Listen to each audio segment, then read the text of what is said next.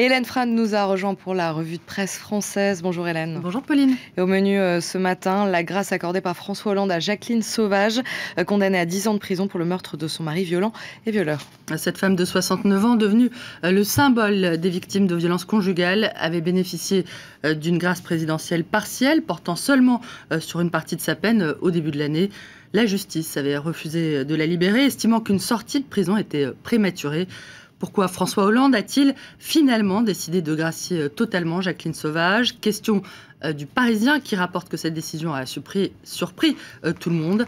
Parce que le président aurait été sensible à la mobilisation en sa faveur et considéré que Jacqueline Sauvage n'avait plus rien à faire derrière les barreaux, selon le journal, qui assure aussi que François Hollande tente à travers ce geste de rester dans l'histoire comme le président humain.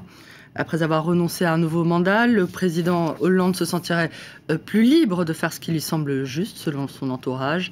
Sa décision, néanmoins, déplaît beaucoup aux magistrats qui dénoncent un geste très hypocrite et une atteinte à leur indépendance. Si Jacqueline Sauvage a été condamnée, rappelle-t-il, c'est parce que le meurtre n'est jamais acceptable, quelles que soient les circonstances, et parce qu'elle n'aurait pas formulé jusqu'à présent de sentiment de culpabilité authentique, je cite. Ce à quoi Slate répond que c'est précisément la culpabilité qui tient les femmes sous l'emprise des hommes violents. Dans son jugement, explique le psychologue Jean-Luc Viaud, le tribunal confond deux choses, la culpabilité et la repentance. Inviter Jacqueline Sauvage à se repentir sous peine de rester en prison, c'est reproduire une forme de chantage implicite qu'elle a sans doute bien connue avec son mari violent. Or, jusqu'à preuve du contraire, le repentir ne figure pas dans les peines prévues par le code pénal, je cite. Il est aussi beaucoup question ce matin de la rue et sur les listes électorales à l'approche de la date butoir du 31 décembre. Les retardataires affluent effectivement pour pouvoir voter à la présidentielle de l'année prochaine, d'après Libération, qui explique que ces inscriptions en masse remettent en cause l'idée d'un rejet de la politique. Pourquoi cet engouement? Parce que la primaire de la droite aurait piqué l'intérêt de l'électorat conservateur, parce que l'élection de Donald Trump aux États-Unis aurait rendu pour la première fois vraisemblable un succès de Marine Le Pen au second tour de la présidentielle, et parce que les électeurs hostiles au parti de gouvernement voudraient aussi faire entendre leur voix, selon Libé. Démocratie pas morte, se félicite le journal. Se porte-t-elle aussi bien que Libération semble le croire? Pas sûr, à en croire La Croix, qui rappelle que des millions de Français manquent toujours sur les listes électorales. À 4 mois de la présidentielle, un quart des électeurs ne seraient pas ou mal inscrits, ce qui favorisera évidemment l'abstention en avril prochain.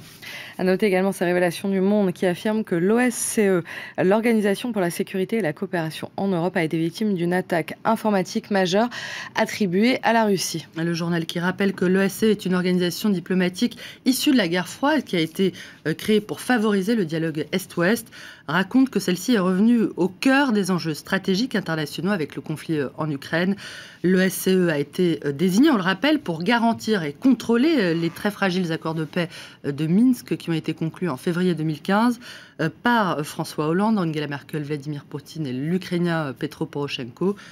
Critiqué par le passé par le président russe qui l'accuse d'être au service exclusif des Occidentaux, l'OSCE ne sait pas officiellement qui se cache derrière l'attaque qui aurait été décelée vers la fin du mois d'octobre, mais Le Monde affirme qu'un service de renseignement occidental attribue ce piratage au groupe de hackers russes APT28, réputé, je cite, pour ses liens avec les services spéciaux russes, selon le journal, qui explique que ces pirates pourraient chercher à saper la légitimité de l'OSCE, qui a récemment mis en garde contre une montée des violences en Ukraine, où les combats entre Kiev et les rebelles séparatistes pro-russes se sont multipliés ces derniers jours.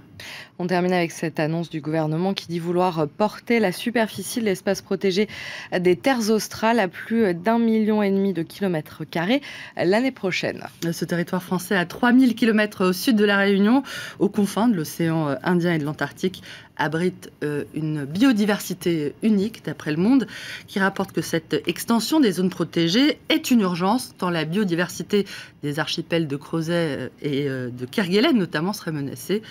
Les terres australes accueillent des cachalots, des éléphants de mer, des baleines, le pétrel géant, le gorfou sauteur, le goéland, le cormoran de Kerguelen et j'en passe, et bien sûr les fameuses colonies de manchots.